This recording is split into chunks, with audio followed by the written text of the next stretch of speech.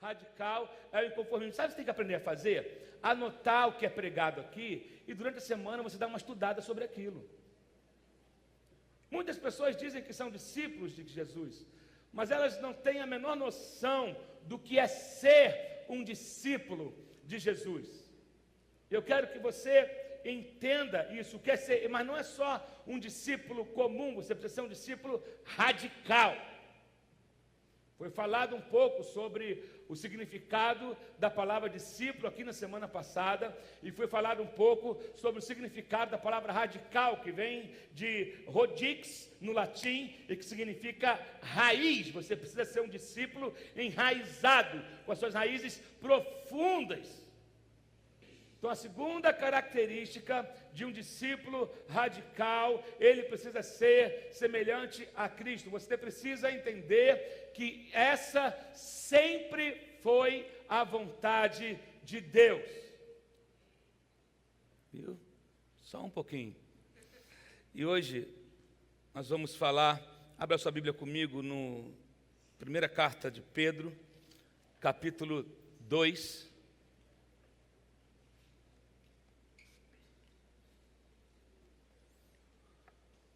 Vamos falar um pouco sobre uma outra característica de um discípulo radical.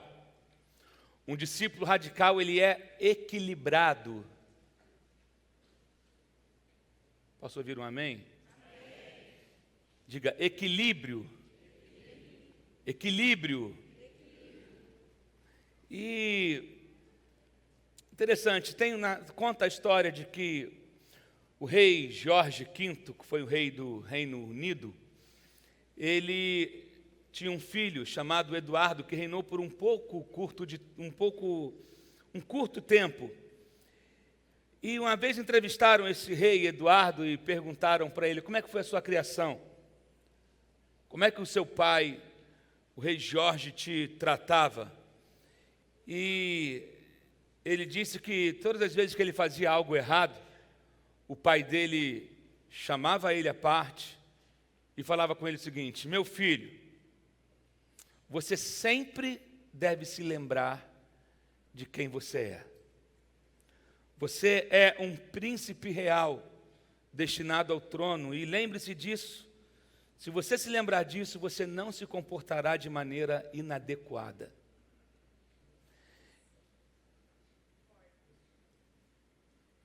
Forte, igual falaram ali.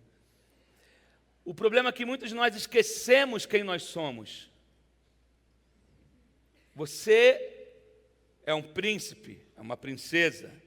Nós somos herdeiros de Deus, nós somos filhos de Deus, herdeiros com Cristo.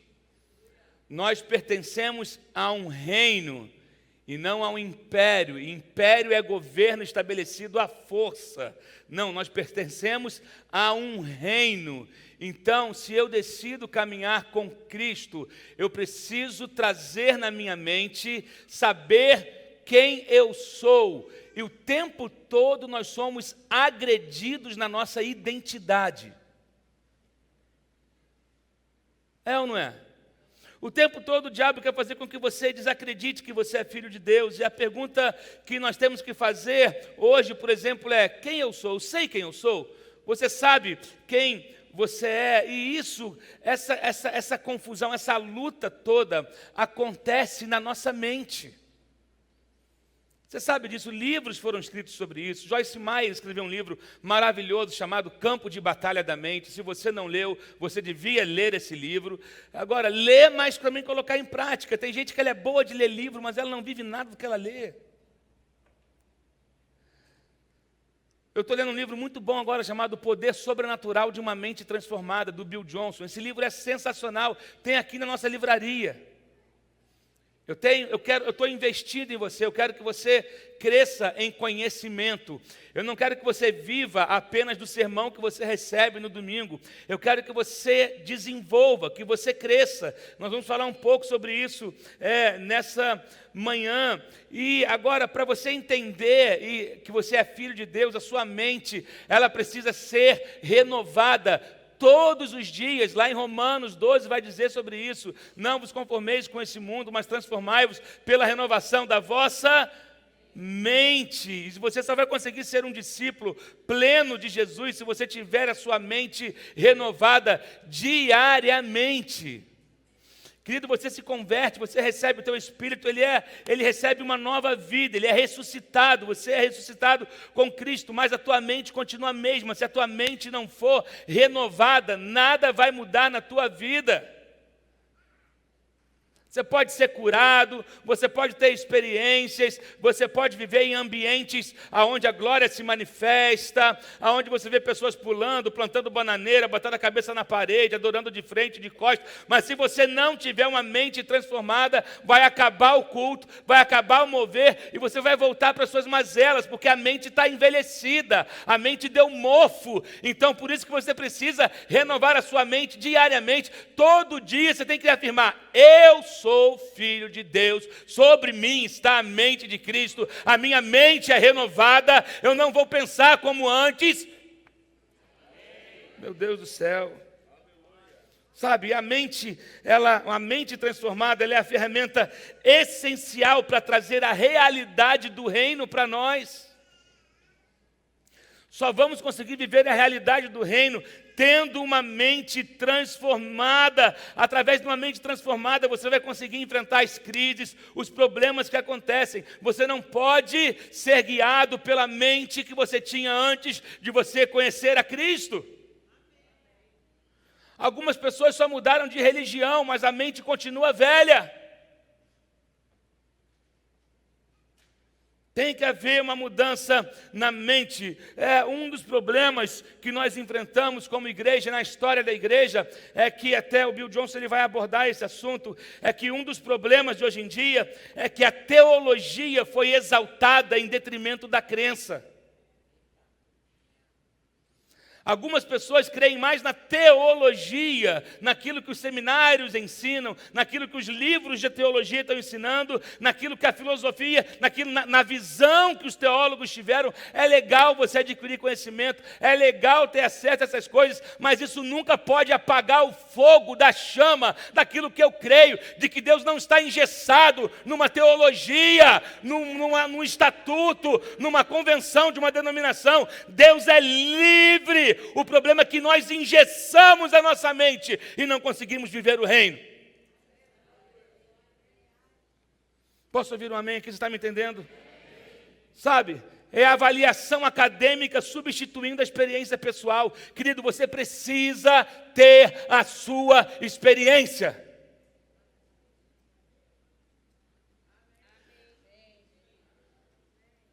Para de contar testemunho dos outros. Comece a contar o seu. Eu vou repetir. Você sabe o que Deus fez na vida do irmão que deu testemunho aqui na frente. Você sabe o que Deus fez na vida do testemunho que você ouviu na televisão. Você sabe um monte de coisa. Eu quero te perguntar, o que Deus fez na sua vida?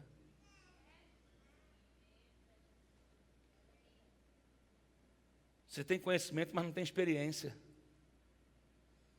Você tem argumento para defender a sua tese de teologia, mas você não tem experiência com o sagrado, com o sublime, com o profético, com um milagre. Você não tem experiência e um crente precisa ter a sua própria experiência.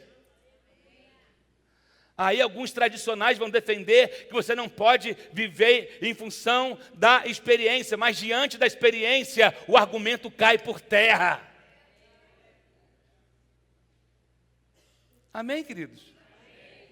Você precisa ter a sua experiência. Se você não conheceu, se você não teve uma experiência com Deus ainda, por isso que algumas pessoas estão na igreja há tantos anos e elas estão mortas dentro da igreja porque não conhecem a Deus, elas estão expostas, mas não buscam a Deus, e isso tem que ser uma decisão sua. Você precisa ter uma mente transformada. Mente transformada. Se a sua mente for limitada ou humanista, você vai limitar o agir de Deus na tua vida. Você não pode. Sabe, eu quero que você entenda que nós temos direito a tudo que Cristo conquistou na cruz. Nós como discípulos, nós pegamos o anormal e transformamos em normal.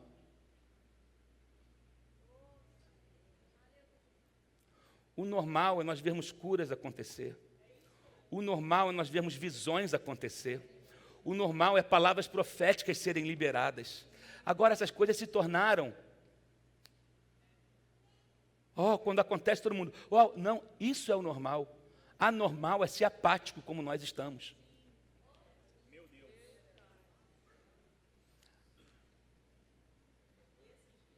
Eu não sei você, mas eu não estou satisfeito. Eu posso dizer uma coisa, eu sou grato. Eu sou grato a Deus por tudo o que Ele fez, mas eu não estou satisfeito com a minha condição. Eu não estou satisfeito na minha condição como igreja. E eu acho que nós temos que buscar aquilo que está disponível para nós. Se Ele disse que nós iríamos fazer, onde estão essas coisas? Mas enquanto eu e você não nos posicionarmos, vamos ficar lendo bons livros, assistindo boas mensagens, e não vai acontecer nada se nós não nos posicionarmos em Deus. Perdeu o medo. Deixa o Espírito Santo usar você. Abra a sua mente. Sabe a questão? É que tudo está disponível, mas muitos estão indisponíveis para buscar.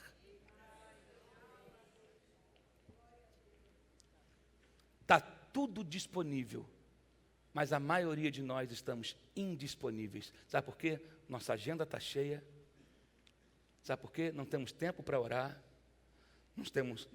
Igual diz o Marcos Salles, não temos tempo para o quarto. Temos tempo para tudo. Temos tempo para Face, para Instagram, para fazer as nossas reuniões. Temos tempo para fazer tudo aquilo que não vai te trazer poder. E aquilo que vai nos fazer ser diferentes, a gente está deixando de lado. A gente está ignorando. A questão é, Deus está falando, está tudo disponível, mas você está sempre indisponível. Eu quero convocar a IPAM nessa manhã, para nós não sermos uma igreja irrelevante. Eu quero convocar a IPAM para ser uma igreja que conheça o céu, que conheça o que é profético, que conheça o que é milagre. Então, para isso, você precisa deixar de ser bebê. Tem muito crente velho com atitude de bebê.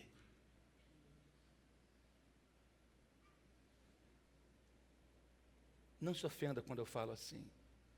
Eu estou puxando você para um outro nível.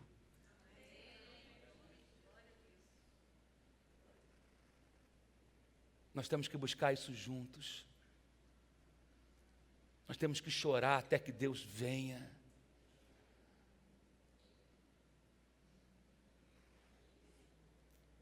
Eu quero que você abra, já abriu em 1 Pedro, capítulo 2. Nós vamos, aqui, pastor Leandro, tem um resumo. Nós precisamos voltar urgente para o propósito original da igreja. Amém? Você concorda com isso? Nós precisamos redescobrir o que é ser igreja. Porque tem muita coisa que hoje em dia acontecendo por aí que não é o papel da igreja. Pelo menos no padrão original, naquilo que Deus instituiu que fosse o papel da igreja e como que ela deveria atuar. Mas eu vejo aqui no livro de Pedro, no capítulo 2, do verso 1 ao 17, um resumo bem equilibrado do que é ser um discípulo verdadeiro de Jesus, um discípulo radical. E nós vamos ler do 1 ao 17, amém, queridos? É uma leitura um pouco longa, são 11h35, eu vou tentar terminar até meio-dia, senão vai passar um pouquinho e você não vai levantar para ir embora. Amém? Ok. Olha o que diz, preste atenção, leia, como eu li várias vezes esse texto essa semana, segundo capítulo da primeira carta de Pedro. É um texto muito conhecido. Lê olhando para a tua vida, tá? Como discípulo de Jesus. Olha só, Paulo está dizendo, portanto, livrem-se de toda maldade e de todo engano, hipocrisia, inveja e de toda espécie de maledicência. O que é isso? Maledicência. É o efeito de maldizer. É quando a pessoa fala mal de todo mundo. Ele é maledicente. Quando ele começa a criar intriga, fazer fofoca dentro da igreja, dissensar, ele começa a deixar. É a sementinha do mal. Maledicência é isso. Aí no verso 2 ele fala: como crianças recém-nascidas, ou como bebês, desejem de coração o leite espiritual puro, para que por meio dele continuem bebês. É isso que está aí? Para que por meio dele cresçam para a salvação. Algumas versões vai dizer, para que por meio dele você desenvolva a sua salvação. Eu tenho que dizer que a salvação ela precisa ser desenvolvida. Agora que provaram que o Senhor é bom. Aí, versículo 4, à medida que se aproximam dele, a pedra viva, rejeitada pelos homens, mas escolhida por Deus e preciosa para Ele, vocês também estão sendo utilizados como pedras vivas na edificação de uma casa espiritual para serem sacerdócio santo, oferecendo sacrifícios espirituais aceitáveis a Deus por meio de Jesus Cristo, pois assim é dito na Escritura: eis que ponho em Sião uma pedra angular, escolhida e preciosa, e aquele que nela confia jamais será envergonhado. Portanto, para vocês, os que creem, esta pedra é preciosa. Mas para os que não creem, a pedra que os construtores rejeitaram tornou-se a pedra principal, e pedra de tropeço, e rocha que faz cair. Os que não creem tropeçam, porque desobedecem a mensagem, para o que também foram destinados. Verso 9. Vocês, porém, são geração eleita, sacerdócio real, nação santa, povo exclusivo de Deus, para anunciar as grandezas daquele que os chamou das trevas para a sua maravilhosa luz. Antes vocês nem sequer eram povo, mas agora são povo de Deus. Não haviam recebido misericórdia, mas agora receberam. Verso 11. Amados, insisto em que, como estrangeiros e peregrinos no mundo, vocês se abstenham dos desejos carnais que guerreiam contra a alma.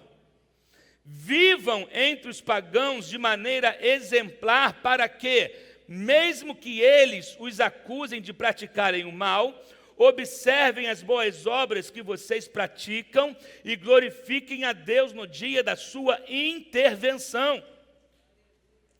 Verso 13, por causa do Senhor, veja bem, por causa do Senhor, repita comigo, por causa do Senhor, sujeitem-se a toda autoridade constituída entre os homens, seja o rei como autoridade suprema, seja os governantes como por ele enviados para punir os que praticam mal e honrar os que praticam bem. Pois é da vontade de Deus que, praticando bem, vocês silenciem a ignorância dos insensatos. Vivam como pessoas livres, mas não usem a liberdade como desculpa para fazer o mal. Coisa linda, coisa clara.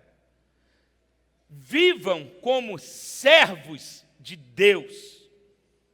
17. Tratem a todos com o devido respeito.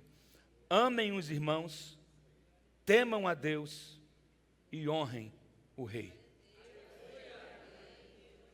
Meu Deus. A gente pode orar e terminar e ir embora. Porque é tudo tão claro. A gente precisa fazer isso aqui, gente. O primeiro exemplo que ele dá, antes dele começa falando, Paulo está dizendo isso ao povo da Galácia, na Capadócia. Era uma província e ali o povo judeu estava disperso, eles não eram considerados povo, eles não tinham uma cidadania. Por isso que ele vai dizer aqui: antes vocês não eram povo, vocês não tinham direito a nada, mas por causa de Cristo agora vocês têm. Mais na frente a gente vai falar um pouco sobre isso, mas ele dá o primeiro exemplo aqui: como crianças recém-nascidas, como bebê. Um bebê precisa de leite para crescer, não é verdade? Leite é fundamental para um recém-nascido. Para ele desenvolver, ele precisa de leite. O leite materno tem todos os nutrientes que uma criança precisa para desenvolver. Se um bebê, ele continua bebê a vida toda, alguma coisa está errada. A gente sofre. Se você vê uma criança que não desenvolve, a gente sente, a gente vê que alguma coisa está errada, porque tem a fase do primeiro mês, do segundo mês, a fase dos 6 meses, dos 7 meses, que para mim é uma das melhores fases, que já está fofinho, gordinho, já fica em pezinho, pescocinho duro. É uma criança que está saudável, que está desenvolvendo, e essa é a vontade de Deus para nós. Nós nascemos de novo e nós nos tornamos bebês espirituais. Porém, nós precisamos ser alimentados para que nós possamos desenvolver a nossa salvação. Você não pode ficar no leite a vida toda. A partir do momento que você vai crescendo, você precisa ir mudando a sua alimentação. Você sai do leite, vai para a papinha, vai para a frutinha amassada. Daqui a pouco já está comendo caldinho de feijão com arroz. Até daqui a pouco um pedacinho de carne bem cortadinho, porque a dieta vai aumentando de acordo com o crescimento. E da mesma maneira, o novo nascimento, ele é isso. E aqui Paulo não está dizendo do leite que sai da vaca aqui para nós, mas ele está dizendo de uma mudança que tem que haver no nosso interior e de um amadurecimento que nós temos que conquistar por conta do Evangelho. Tem que haver uma mudança em mim, um novo nascimento. Ele é uma mudança profunda, interior e radical, que é realizada pela obra do Espírito Santo em nós. Por que você às vezes vê um crente de 20 anos que ele continua imaturo e infantil, e às vezes tem uma pessoa de 2 anos de convertida, ela já viveu o que a outra de 20 anos não viveu, porque ela se entregou totalmente. Ela buscou o Espírito Santo e aí ela desenvolveu. Isso tem que ter parte de um desejo, de uma fome, sabe? E é isso, a partir de quando nós nascemos de novo, nós entregamos a nossa vida a Cristo, nós nos tornamos o quê? Novas criaturas. Jesus disse para Nicodemos, lá em João 3, te importa nascer de novo, é necessário que você nasça de novo. O problema é que nós não nascemos de novo com um caráter transformado e com a nossa maturidade. Não, nós nascemos cruz nessa área, e por isso que nós precisamos ser ministrados, estar abertos ao agir do Espírito Santo, para que esse entendimento e para que essa maturidade venha. A maturidade do cristão, o alimento para o cristão, não tem nada de novo, é oração, é leitura da palavra, e é uma vida, é uma mente aberta para aquilo que o Espírito Santo quer realizar. Algumas pessoas estão engessadas por sistemas, por modelos. Sabe, nós precisamos crescer em conhecimento, nós precisamos crescer em santidade, nós precisamos crescer na nossa fé, nós precisamos crescer em amor, nós precisamos crescer, amadurecer. Desenvolva a tua santidade, desenvolva a tua salvação. Sabe, você não pode ficar nesse estado de recém-nascido a vida toda, não pode. Como eu vi uma vez o pastor Cirilo, que falou que leite é fundamental para bebê, mas não faz mal para adulto, né? E Paulo vai dizer isso também uma vez: eu queria dar a vocês alimento mais sólido, mas vocês ainda são bebês espirituais. Por exemplo, você não vem à escola dominical, porque é cedo demais. Mas para aquilo que é diversão, nunca é cedo demais. Tem gente que para ir para a ilha de Paquetá acorda às 6 da manhã para pegar a barca. que para ir para a praia faz tudo, mas para vir para a escola dominical, para trazer o filho para a escola dominical, ele está sempre cansado, ele sempre chegou de uma escola, de uma festa tarde, ele sempre aconteceu alguma coisa. Tudo é desculpa para aquele que não quer crescer. Você precisa crescer em conhecimento. Eu já falei, quero ser pastor de uma igreja que tenha conhecimento. Que uma igreja que tem conhecimento, ela não é levada por qualquer vento de doutrina. Ei, reage! Porque aquela pessoa que não conhece a palavra, que não tem conhecimento, tudo que ela acha na televisão, ela quer fazer igual. Tudo que ela vê, qualquer lencinho aparecendo na televisão, ela quer fazer igual.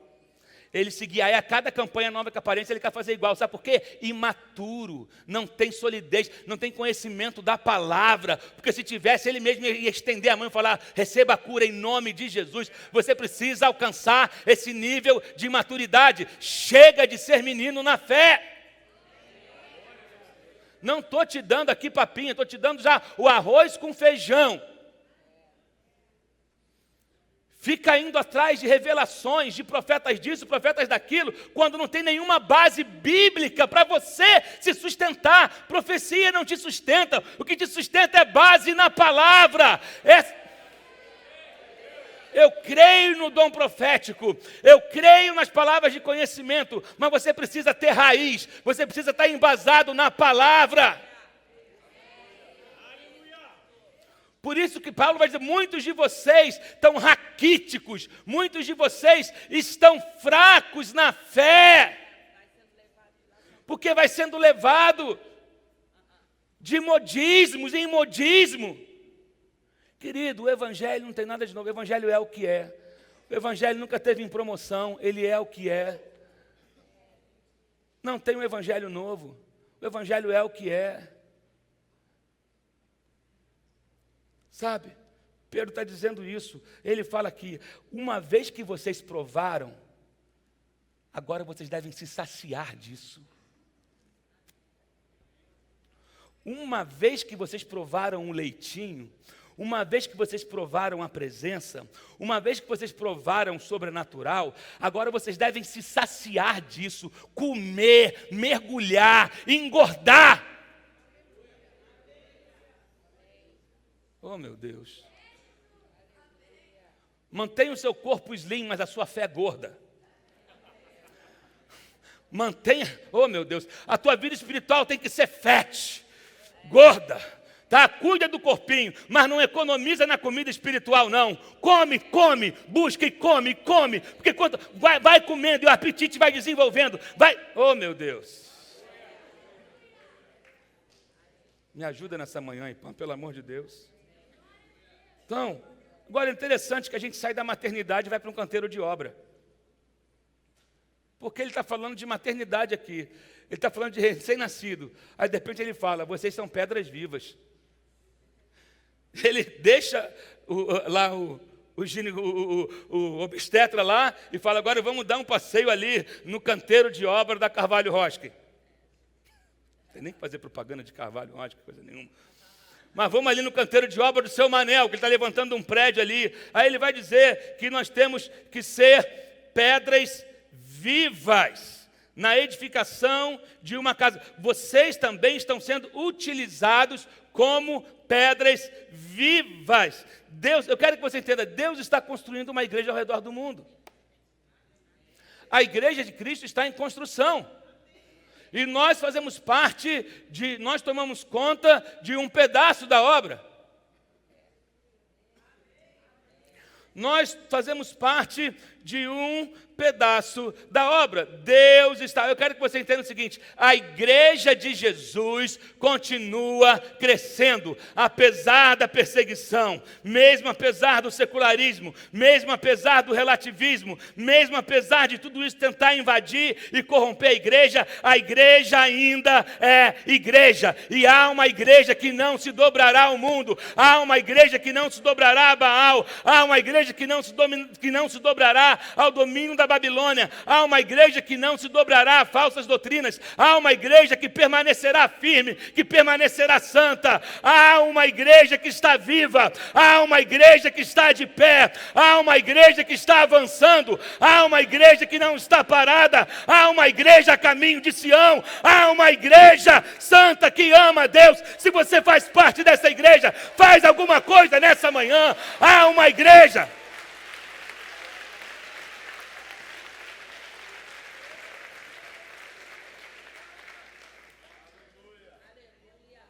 Tentam destruir a igreja, mas não há inferno que possa vir contra a igreja. As portas do inferno não prevalecerão contra a igreja de Jesus. Não prevalecerá. Essa igreja está na terra. Ei, a igreja está na terra. E nós não estamos parados, nós estamos avançando. O humanismo não vai destruir a igreja. Essa igreja é indestrutível. Essa igreja, ela é indestrutível. Sabe, nada pode vir com essa igreja. Não há governos que possam vir contra a igreja. Não há principados que possam vir contra a igreja. Não há. Ela é indestrutível. Quando ele fala de pedra aqui, porque naquele período era-se usada pedras para fazer construções. Você vai hoje a Israel, você vai a Corinto, você vê que os prédios, as construções eram feitas de pedra. Era pedra sobre pedra. Por isso que Jesus vai dizer que quando ele destruiria o templo, ele disse o quê? Que não ficaria pedra sobre pedra. Né? As construções, hoje nós temos blocos, hoje nós temos tijolos. Né? A coisa modernizou, mas um prédio precisa de tijolo, um prédio precisa de blocos. Nós poderíamos, se fosse hoje, Jesus falaria, vocês são os blocos vivos. Pedras vivas, e essa questão, essa expressão de pedras vivas está dizendo que pedra por pedra, que será, ele diz aqui, vocês estão sendo utilizados como pedras vivas na edificação. Para edificar esse edifício, bloco teve que ser colocado em cima de bloco, bloco sobre bloco, sobre bloco, sobre bloco, sobre bloco. O que Pedro estava dizendo aqui nesse capítulo, ele queria dizer, vocês precisam entender o poder da unidade.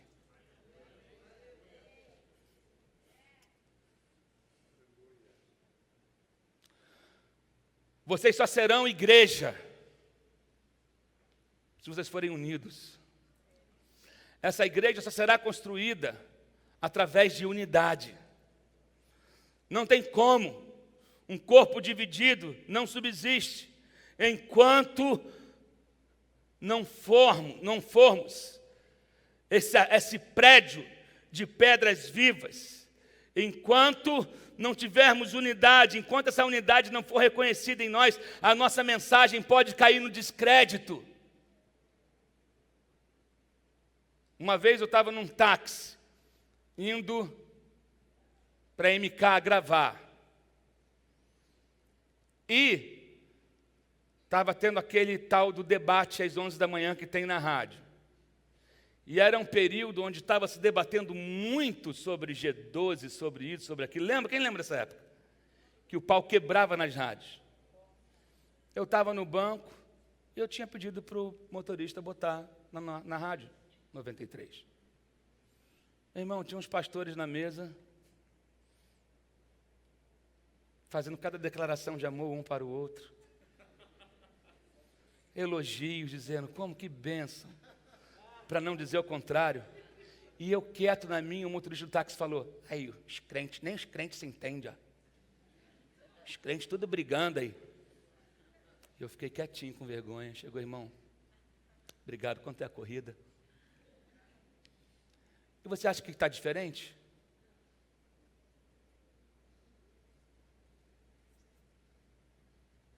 Não quero ser pastor de uma igreja dividida. Se você não está disposto a ser um, foi um prazer te conhecer.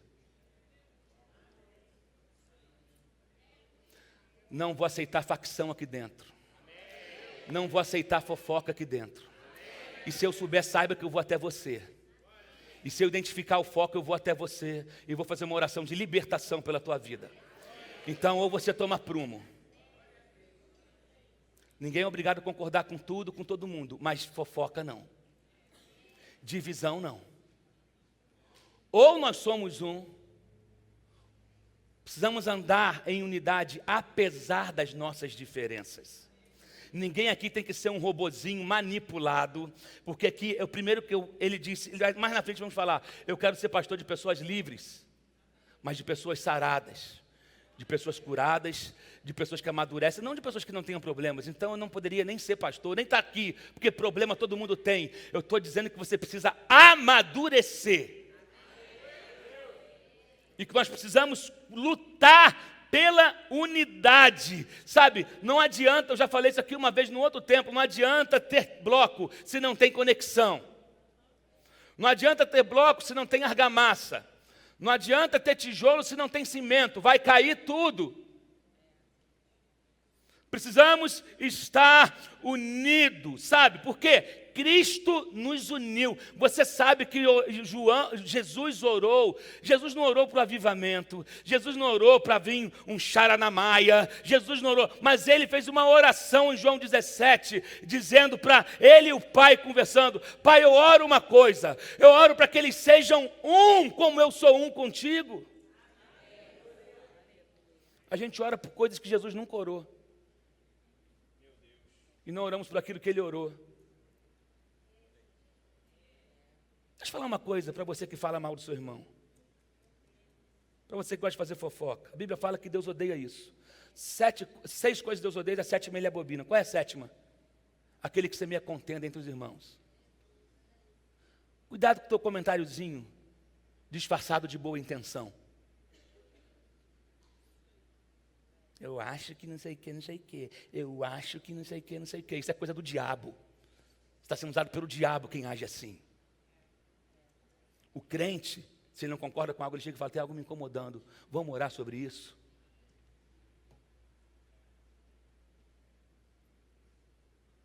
A Bíblia fala, 1 João capítulo 3,15, vai dizer, eu vou ler.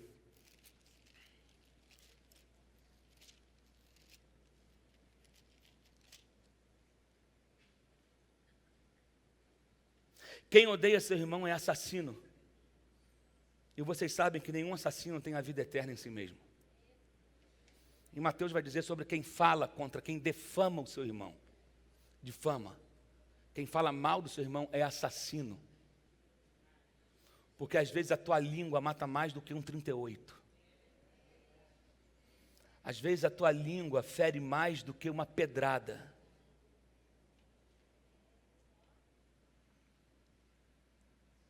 E nós não seremos assassinos. Eu posso ouvir um amém aqui? Amém. Nós não seremos assassinos. É triste ver uma igreja dividida. É triste ver irmão contra irmão. É triste ver fofoca. É triste ver dissensão. É triste ver facções. É triste. Oração contrária. Isso é feitiçaria, meu irmão. Oração contrária é feitiçaria. Tomare que não dê certo o que fulano quer fazer, vou até orar. Você está no lugar errado. Se você quiser, eu te indico um lugar para você ir. Uma galinha preta para você matar. Oração, torcendo para que o outro está fazendo de errado. Isso não é papel de discípulo, isso não é reino, nunca foi, nunca será. O discípulo chega e fala: eu vou ajudar. Se eu estou vendo que meu irmão está fazendo, está em dificuldade, eu nem faço para aquele ministério, mas eu posso contribuir, eu posso ajudar, eu vou estar lá. Isso é igreja, isso é igreja, isso é unidade.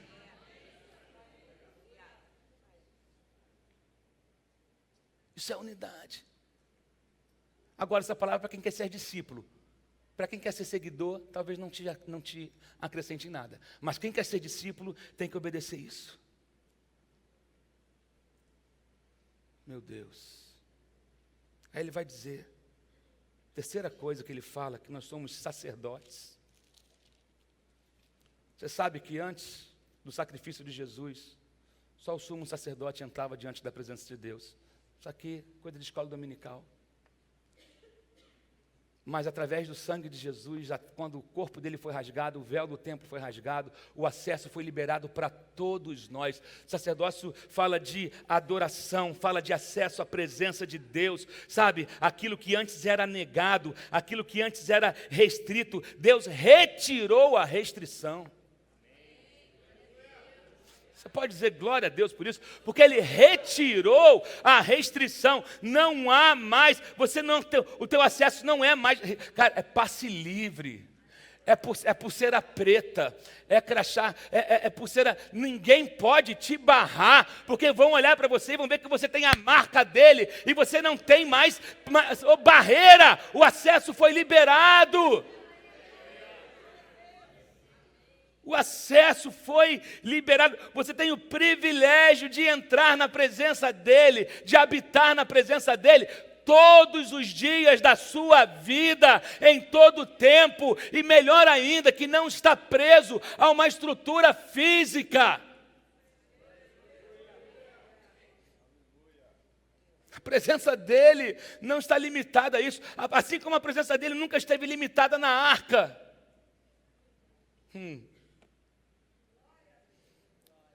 Deus é maior do que qualquer estrutura. Ele pode ser acessado em qualquer lugar. Tem pessoas encontrando Deus onde você não imagina. Porque há uma sede tão grande por Deus nesse nosso tempo. Há uma sede na humanidade tão grande por Deus. Tem pessoas encontrando Deus em lugares que você ficaria escandalizado. Mas como Deus não está preso, como Deus retirou a restrição.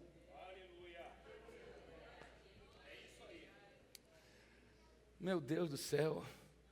E tem gente que não entra na presença de Deus. Tem gente que não promove ambientes para poder estar sensível a Deus. O que você escuta na sua casa? Me mostra a sua playlist, que eu vou te dizer se o ambiente é favorável ou não.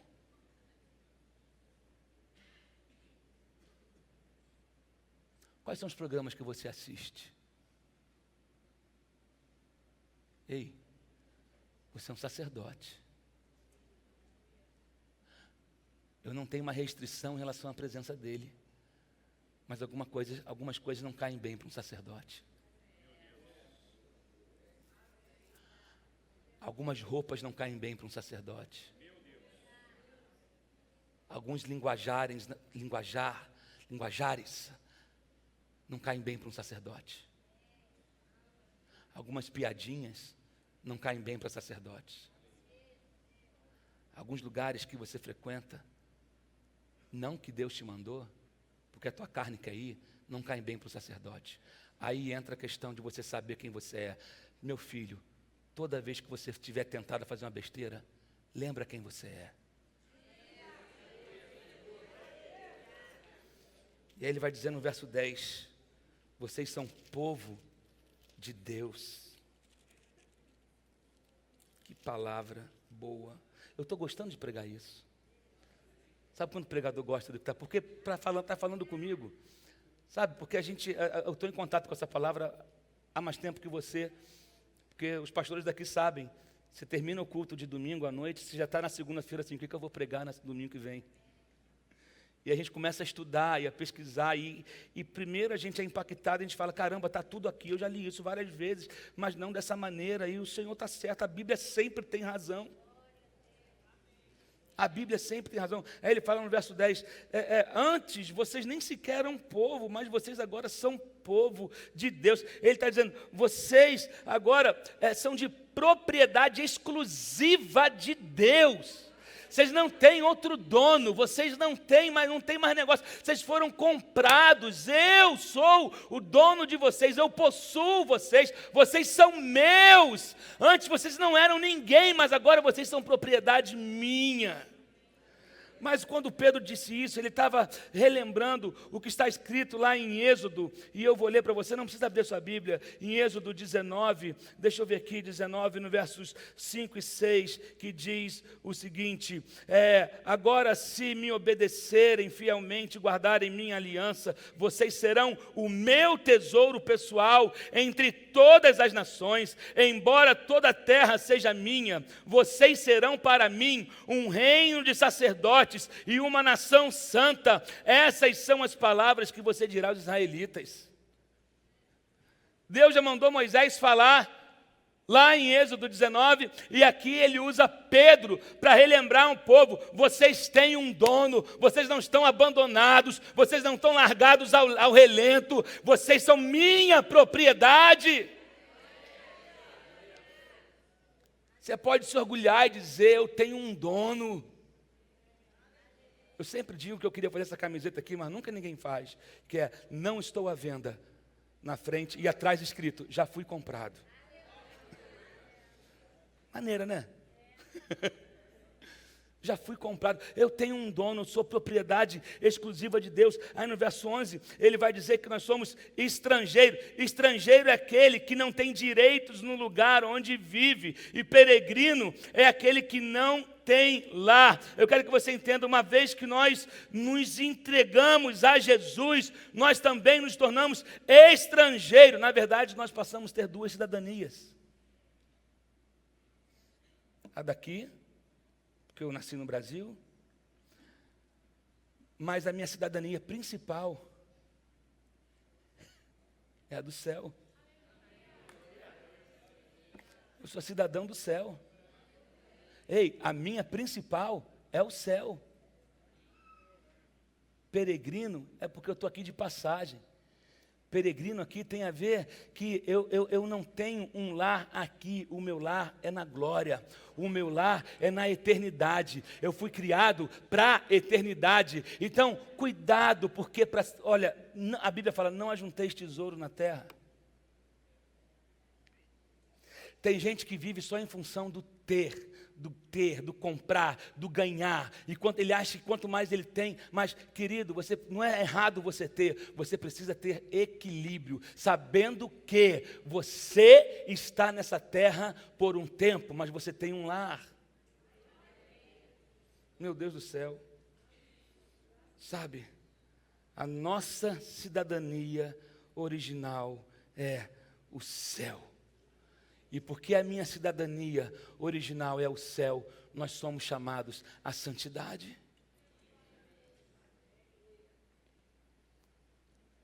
Sexta coisa, já estou terminando.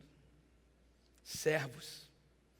Do verso 12 ao 17 ele vai ler, mas no verso 16 ele fala: vivam como pessoas livres, mas não usem a liberdade como desculpa para fazer o mal. Tem gente que como se esconde atrás desse versículo. Ele é livre, então ele faz o que quiser, porque Deus ama ele do mesmo jeito, e aí se esconde atrás de uma graça barata, uma graça que não exige renúncia, uma graça que não exige santidade, uma graça que não exige arrependimento. Cuidado com a graça pirata.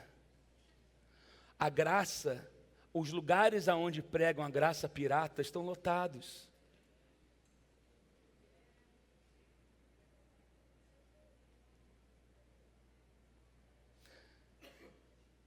Eu não vou negociar.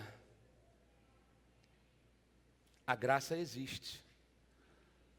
Mas justamente porque a graça existe, é que eu quero ser mais santo, mais puro.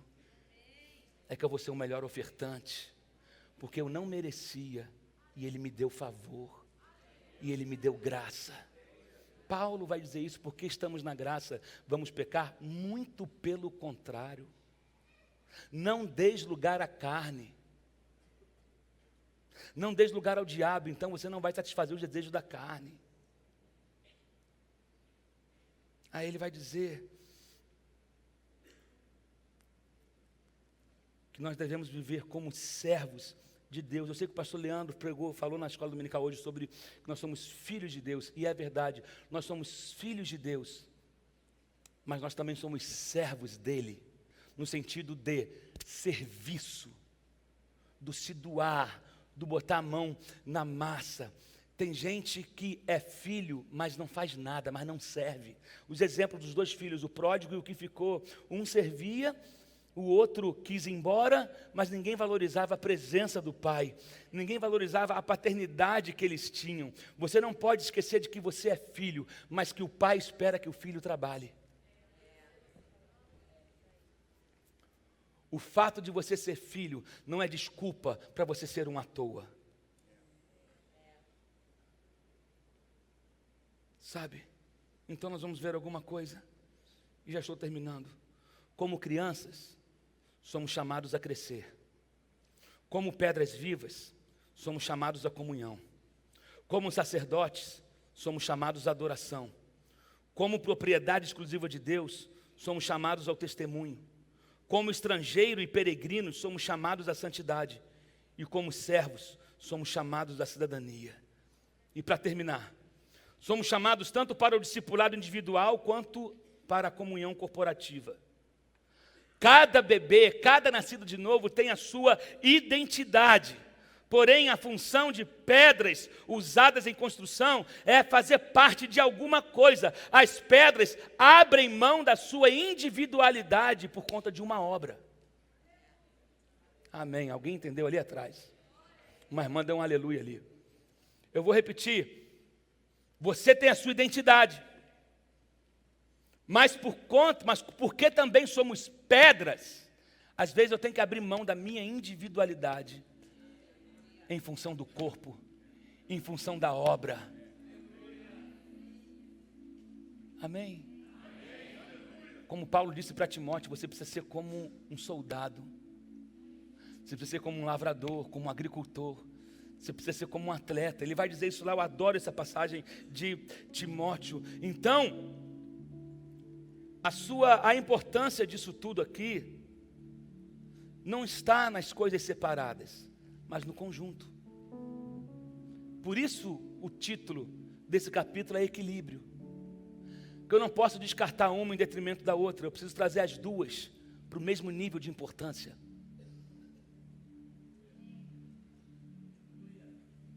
Eu sou tanto indivíduo,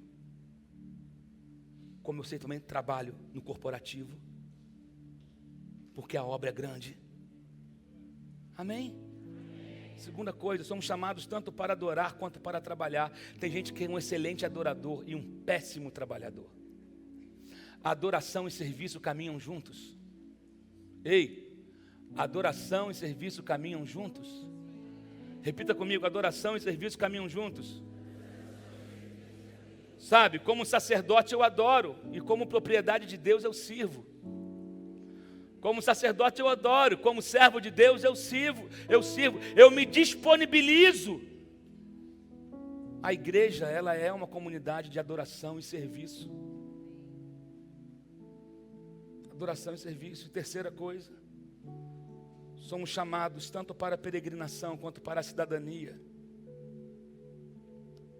Isso nos torna individuais e membros de uma igreja local. Na igreja nós crescemos em comunidade e também como indivíduos. A igreja local é o lugar da nossa primeira experiência. A igreja local é o lugar onde nós crescemos, onde nós aprendemos a ministrar, aprendemos a servir. Tem gente que quer ser bênção na igreja dos outros, mas não é bênção na sua igreja. Tem gente que quer sair ministrando na igreja dos outros, mas ele é peso para o pastor local. Quero te dizer uma coisa, é a igreja que envia. Aqueles que se auto-enviam não tem para onde voltar. E aí caem machucados e feridos no meio do caminho. Paulo primeiro serviu 17 anos à igreja em Jerusalém. Mesmo sendo Paulo, mesmo tendo tido visão, mesmo tendo ido no terceiro céu, ele ficou submisso às autoridades locais, aos líderes dele, até que eles chegaram e falaram: oramos e jejuamos, chegou a hora de enviar você e Barnabé. Eu tenho problema com ministros que se auto-enviam. Eu tenho problema com ministros que fazem propaganda de si mesmo. Tenho problema com isso. Me leva na sua igreja. Eu dou mensagem para casais, eu dou coaching financeiro, eu faço culto de libertação, eu oro para departamento infantil, qualquer coisa eu faço. É tão legal você reconhecer a pessoa, o Espírito Santo tocar e você falar, leva ela que vai ser bênção na sua igreja.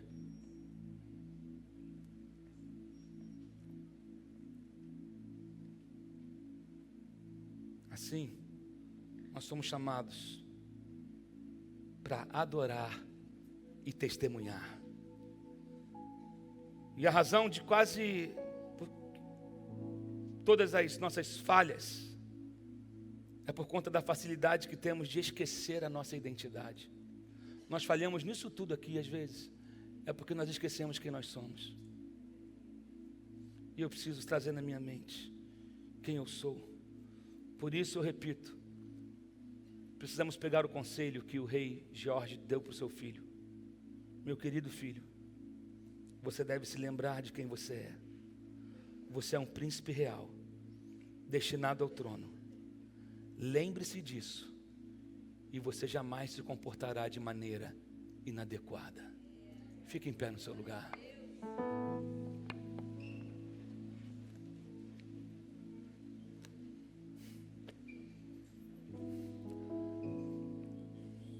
Deu para digerir, meus irmãos? Quantos foram edificados com essa palavra nessa manhã? Quantos entenderam que precisam viver uma mudança radical na sua mente? Ontem, na sala de impacto, a gente recebia uma carteirinha de identidade. Tem alguma cópia aí?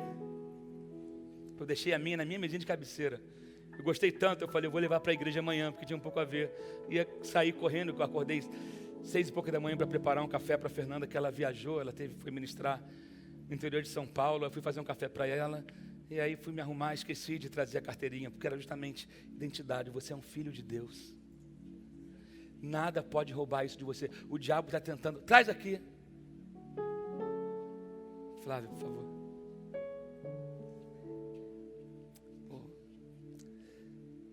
Aquele que está em Cristo, nova identidade tem.